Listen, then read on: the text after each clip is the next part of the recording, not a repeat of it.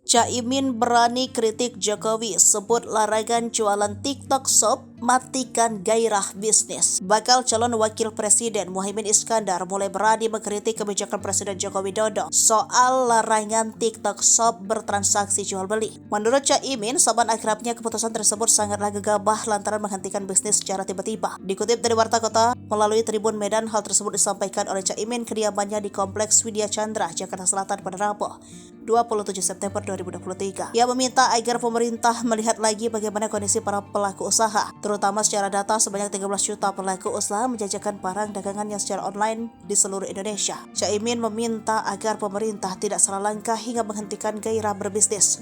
Dalam pernyataannya, Caimin juga menyentil Menteri Perdagangan Zulkifli Hasan.